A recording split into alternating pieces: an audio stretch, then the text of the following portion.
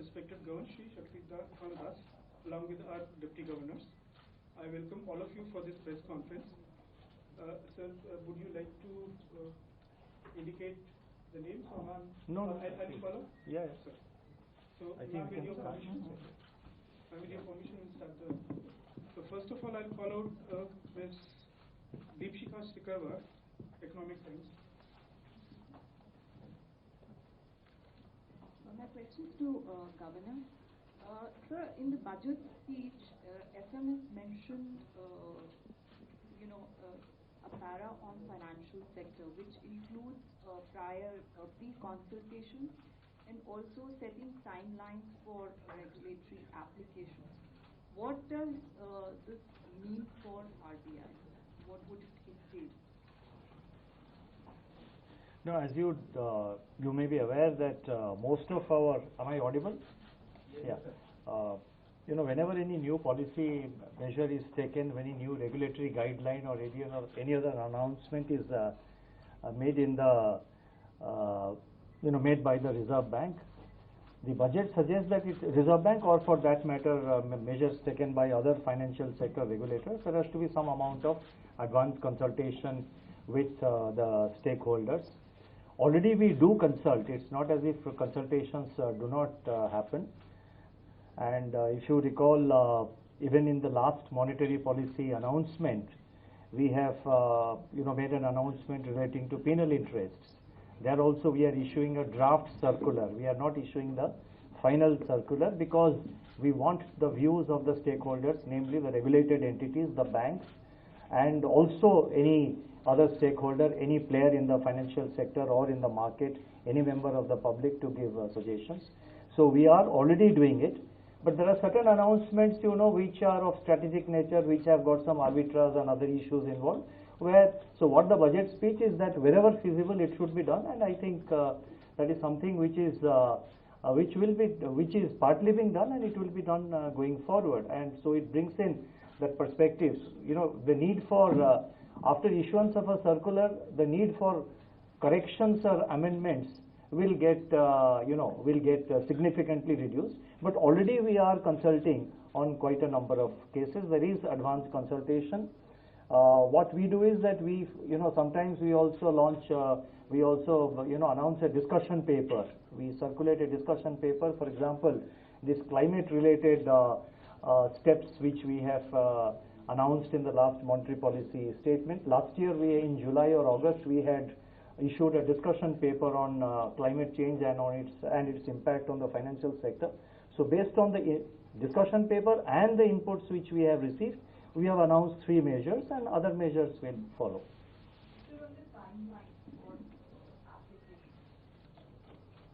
Yeah, timeline, we already, we have, wherever timelines are not there, timelines will be prescribed. The main difficulty that we face is that, wherever there is an application by, let us say, to start a bank or to start an NBFC or to become a payment system aggregator, we have to do what is called a fit and proper check, a check of fit and proper criteria.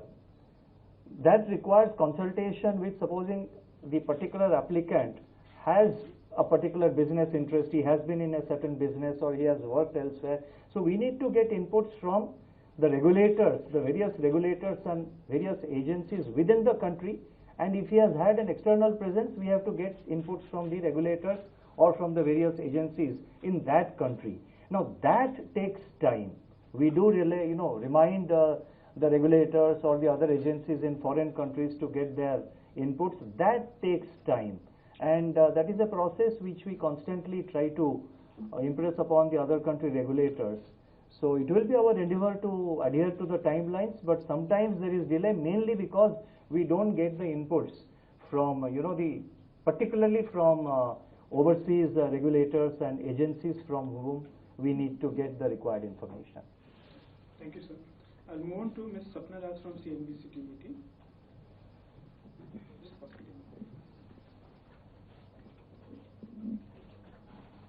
Good afternoon, ma'am. Good afternoon, sir. 2 questions. First, to the Governor, sir.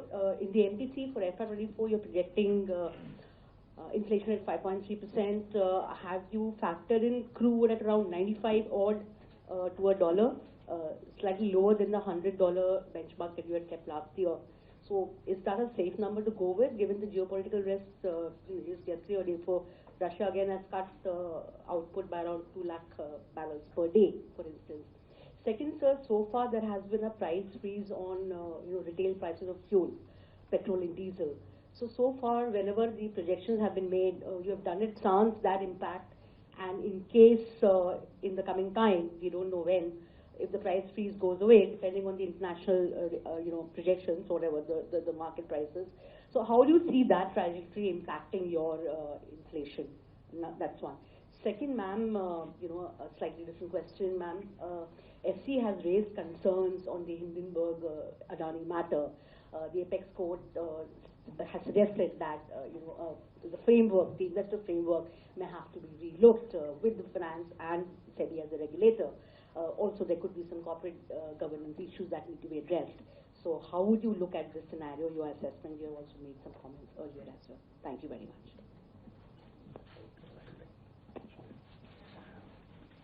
Well, one request that don't make it into a RBI post-monetary policy press conference. But on the oil assumption, we have assumed, yes, $95 per barrel. The average this year has been $93 per barrel. Starting from the beginning of the year, when immediately after the beginning of the war in Europe, the oil prices even crossed $120 per barrel. So the average is about $93. And all factors have been taken into consideration. The forward markets are giving a much more benign picture with regard to the oil prices, but we have been very conservative in our assessment, and our inflation projection of 5.3% for the whole year 23-24, we have said that the risks are evenly balanced. So if the oil prices remain, go down significantly, and if there is advantage of other commodity prices, it will work, to our favor in terms of leading to lower inflation. But if the demand for oil due to opening up of the countries and due to the higher growth in other countries, then the oil, the commodity prices may go up. But having said that, I would like to add that as I have said in my statement the other day, that the global economic outlook does not look as grim as it did, let's say, about 6 months ago. The talk of a deep recession in many countries, including advanced countries, that is behind us. Now, the talk around the world is either a softer recession or just a global slowdown. So, therefore, the risks are evenly balanced. We have to wait and see how it plays out.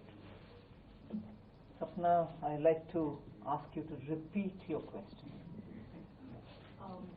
The Apex Court's observations on the Hindenburg matter, the report and analysis, they have suggested saying that, along with the government, please come up with a possibly better framework for investor protection, also looking at corporate governance issues, and they have also suggested that an expert committee may be set up to look into this entire matter. Ma'am, your assessment as we go forward. Obviously, you're not expecting me to say to you or to this gathering of senior journalists what I will be saying in the court. Yeah? One. And second, India's regulators, and I'm sitting in the company of a very senior regulator, one of the oldest regulators in this country. India's regulators are very, very experienced. And they are experts in their domain. So the regulators are fairly seized of this matter, and they are on their toes, as always, not just now. So I would leave it there, because you've just told me what has come out this morning. I'll leave it there. Thank you, ma'am. I'll move on to Mr. Siddharth Singh from Bloomberg. Ma'am, good morning. Just wanted to ask you, ma'am, you brought a new scheme. Mike, take the mic. You brought a new scheme for income tax exemption up to 7 lakhs. So I was just wondering, ma'am, don't you think that class of people are the most vulnerable class? So who would need to be pushed to save be savers or look for a health insurance instead of just giving them that kind of a tax rate and allowing them to retain that money? What has this new step taken for the new tax regime which was brought in 2 years ago done effectively? It is effectively because of the way we've allowed for standard deduction and also the rates which have been fixed, tax rates which have been fixed for different slabs. What exactly has it done? It has actually left more money in the hands of the people, the taxpayer, right? The householder. So over and above what he pays as tax, the money left in his hands are for him to decide what he wants to do with it. Why should I underestimate the decision-making ability of a householder who takes care of his family, runs his family, takes care of future interests of the household, saying you put your money here, I'll incentivize you to do it, but you may not want to put it there because I've not given incentive. Absolutely, I don't think it is necessary for the government to even induce any such measures or give inducements. A person who earns his money and who runs his household is wise enough to know where he has to put his money. He'll save, he'll cover with insurances himself and his family and everything else. That's up to him to make. So I've not discouraged him from doing anything. Nor am I, let's say, in the new regime, incentivizing him to do anything in particular. It's for him to take a call. Thank you. I'll move on to Mr. Siddharth Kumar, Times of India.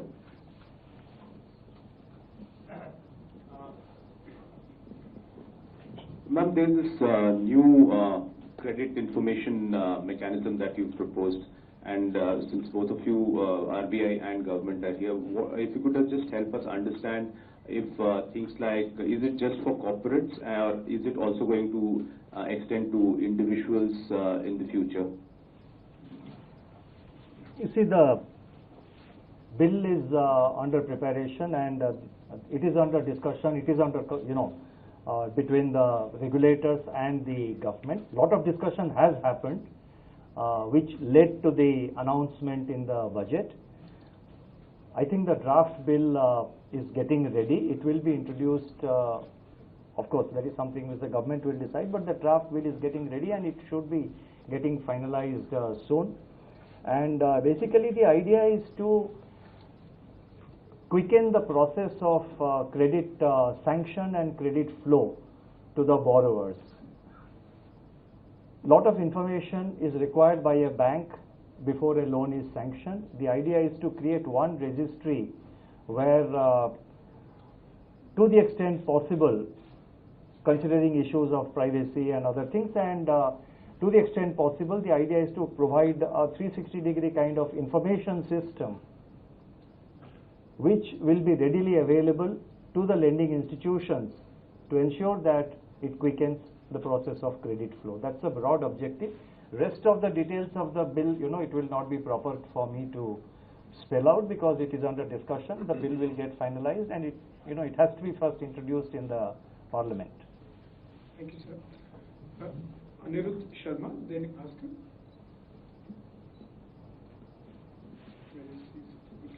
Then we'll move on to Mr. Lakshman Rao, CNBC Awas. Thank you, sir, for the question. Answer what you got. Okay, thank you. Thank you. I'll move on to Mr. Shishir Sinha, the individual slide. Good morning, ma'am. Good morning, sir. Sir, my question to you, sir, Governor, sir.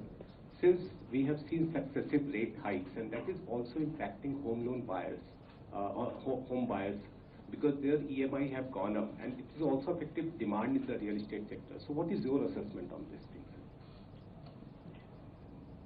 No, assessment on? The EMI have gone up, and also the home loan demand, home demand for new homes are also coming down. So what is your assessment because of the successive rate hikes?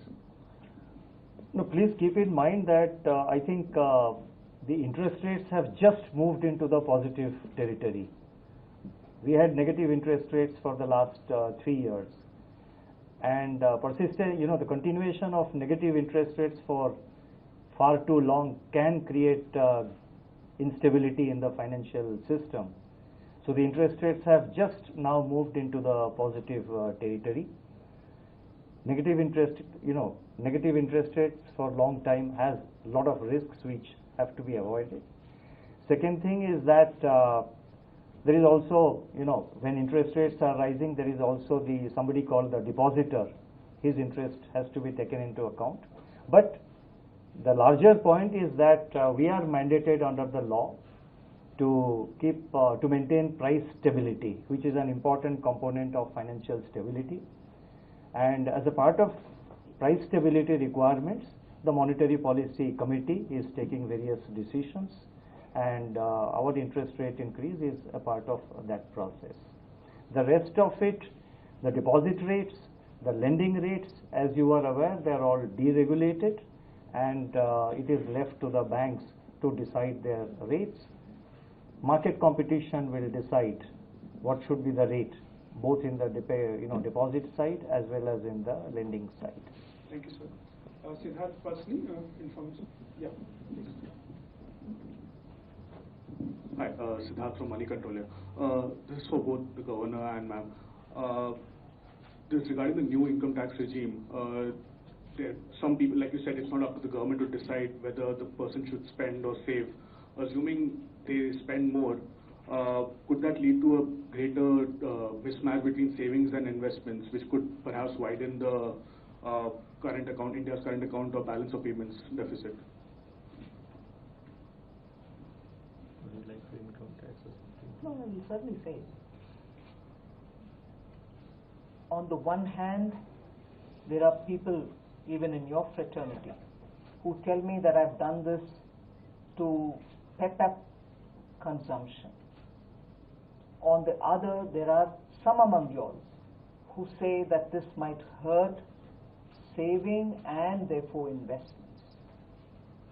A simple step towards giving more money in the hands of particularly the middle class, particularly the income brackets that I've covered, in order that they decide how they want to use it. And rightly, I'm not blaming anybody here, just leads to a lot of inference. Each according to his inference, a certain opinion gets generated.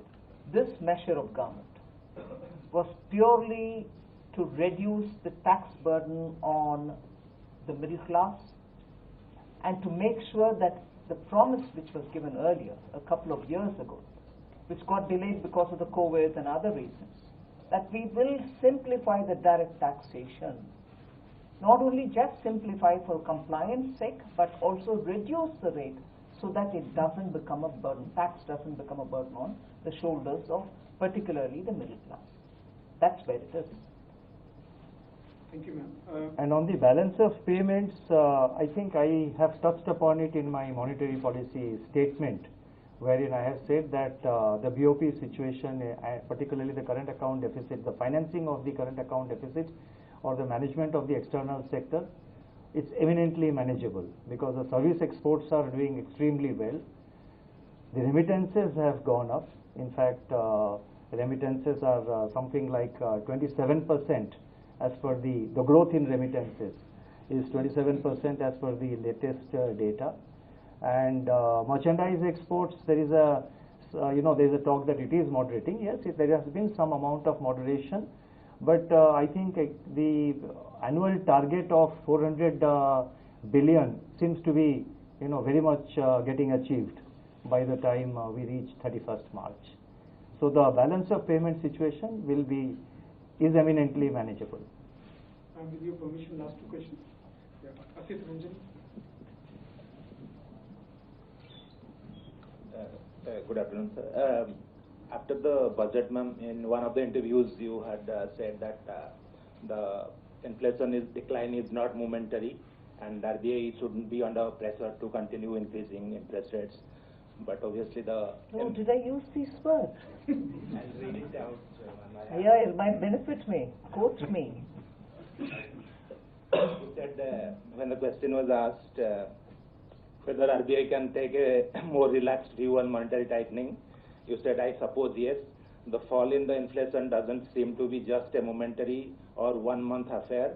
it should sustain itself in the process of coming down, and therefore there shouldn't be that much pressure on the central bank to keep the pace of increasing the rates, but the MPC will take a call. Lots more words in it, right, than what you brought it down in a reductionist fashion. Yeah.